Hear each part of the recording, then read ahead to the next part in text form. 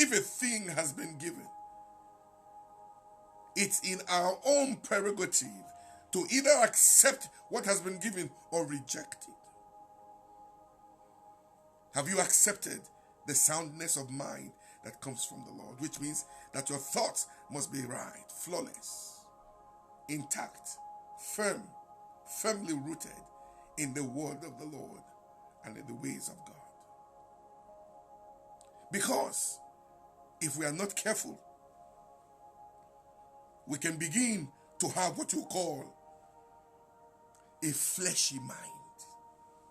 If our minds are not sound in God, we can begin to have a fleshy mind.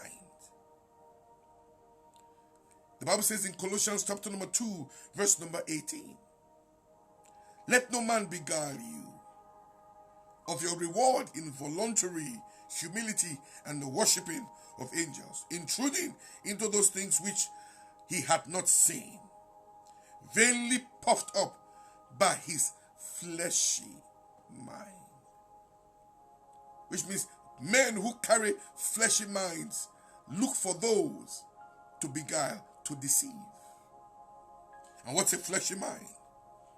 It is an animalistic kind of mind.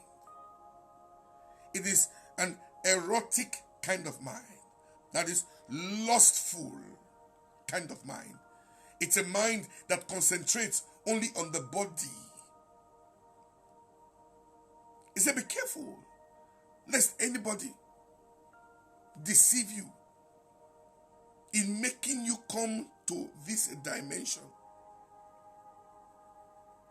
For he carries a very erotic, sinful, lustful kind of mind, which means all he thinks about, all such persons think about, is nothing but that which is lustful and sinful, worldly, carnal. I beg of you, mind your mind. Because if we are not careful, certain folks, certain blokes, certain persons can come our way and begin to beguile us. And if men of like minds flock together, it's because they have something in common.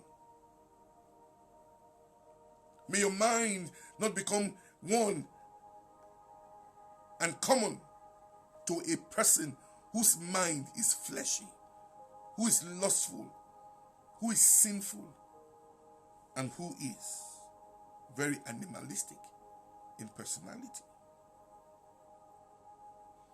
The fleshy mind can also be termed the carnal mind. As Paul wrote in Romans chapter number 8, verse number 7. If you read from verse number 5, it says, for they that are after the flesh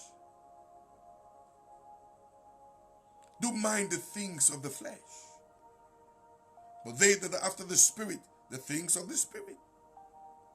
For to be carnally minded is death, but to be spiritually minded is life and peace. Because the carnal mind is enmity against God. For it is not subject to the law of God, neither indeed can ever be. The carnal mind is an enemy of God and to God. He who operates in the carnal mind cannot operate in the mind of the Spirit. For there are two ends, like day and night. They never get to meet. They never get to meet.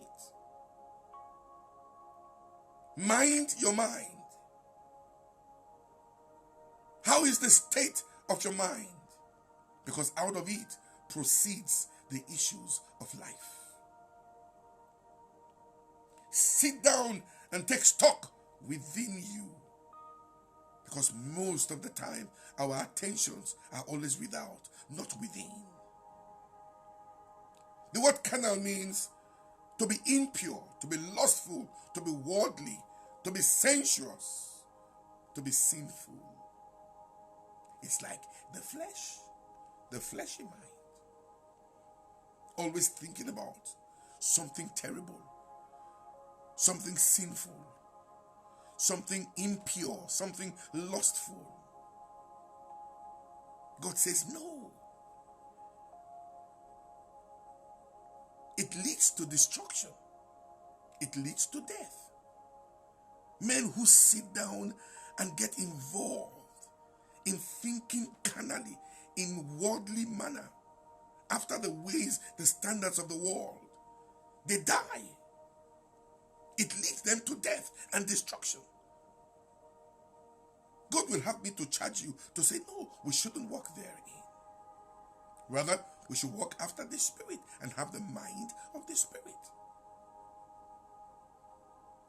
I charge you in the name of the Lord. Mind your mind. Mind your mind. Because when people don't mind their minds, all kinds of things can get into the mind. And when they process it contrary to the ways of the Lord, they move from that dimension into what you will call a reprobate mind.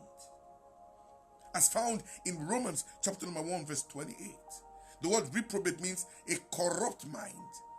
Corrupt, bad, immoral, sinful, wicked, foul kind of mind.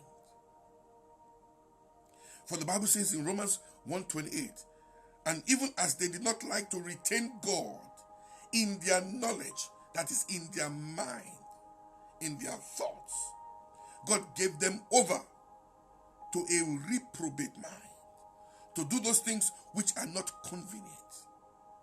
That's why you see men sleeping with men, women sleeping with women. It's a reprobate mind.